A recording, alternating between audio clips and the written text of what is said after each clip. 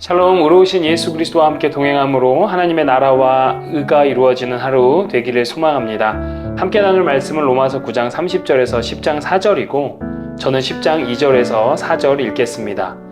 내가 증언하노니 그들이 하나님께 열심히 있으나 올바른 지식을 따른 것이 아니니라. 하나님의 의를 모르고 자기 의를 세우려고 힘써 하나님의 의에 복종하지 아니하였느니라. 그리스도는 모든 믿는 자에게 의를 이루기 위하여 율법의 마침이 되시니라. 아멘. 의라고는 전혀 모르던 이방 사람들도 하나님의 의로움을 얻었는데요. 정작 자신들의 행위와 방법을 가지고 열심과 정성으로 자신들이 생각하는 의를 추구하던 이스라엘은 결국 의로움에 이르지 못했음을 말씀합니다. 그 이유는 하나님께서 보내신 예수 그리스도를 거부했다라는 것입니다. 이들의 이러한 무지와 고집으로 인해 그리스도 예수께서는 그들에겐 걸림돌과 거치는 바람밖에 되지 않으신 겁니다. 그러나 오늘 말씀은 여전히 기회와 소망이 있음을 이야기합니다. 예수님을 믿기만 하면 된다는 거예요. 율법 안에서만 찾고 구하고자 했던 그들의 의는 오직 예수 그리스도 안에서 찾을 수 있다는 것을 선포하고 있습니다.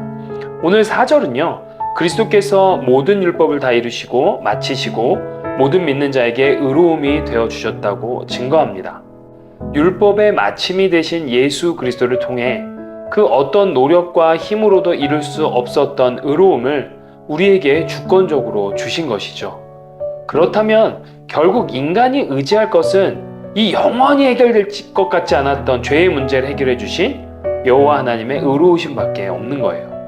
어쩌면 오늘 이 영상을 통해 이러한 복음의 내용을 처음 듣는 분도 계실지 모르겠지만 대부분은 셀 수도 없이 많이 들으셨을 겁니다. 그런데 실상은요, 복음의 능력이 삶 속에 나타나지 않는다는 거죠.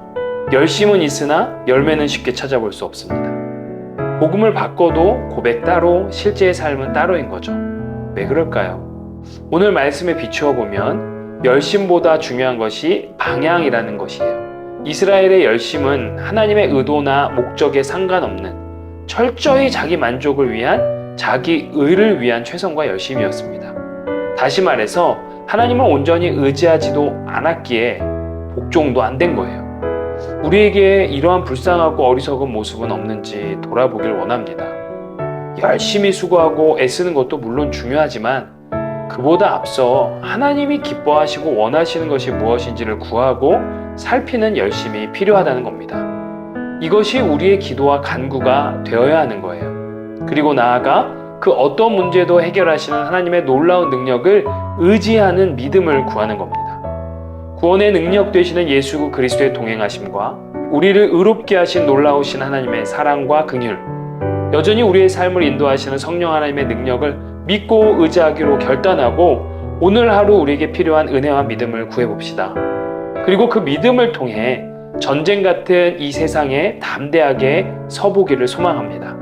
아무쪼록 향방 없는 열심이 아닌 온전히 하나님의 나라와 의를 향한 저와 여러분들의 열심으로 오늘도 하나님이 원하시는 삶의 열매를 맺는 하루 되기를 주님의 이름으로 축복합니다. 여러분 참 소중합니다. 우리 다음 시간에 만나요. 샬롬.